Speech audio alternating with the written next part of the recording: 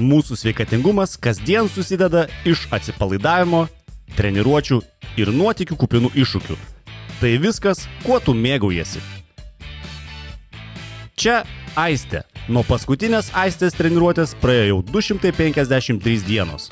Dėka Stebi, dabar boksas jos mėgstamiausia sporto šaka.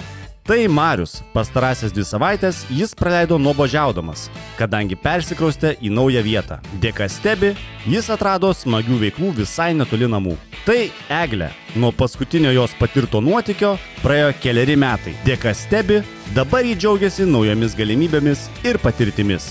Tai Tomas. Jo neseniai patirta trauma sustabdė Tomą nuo aktyvumo pastarąsias 65 dienas. Dėka Stebi, jis atrado galimybę pradėti gydymą. Tai Ana. Kurį laiką ji neatrado tinkamo būdo atsipalaiduoti, kadangi rūpinti savo sveikatingumu atrodė brangu. Dėka Stebi, Ana atrado įperkamą sprendimą ir skiria daugiau laiko savo geroviai. Tavo sveikatingumo kelionė gali prasidėti šiandien. Pradėk su Stebi.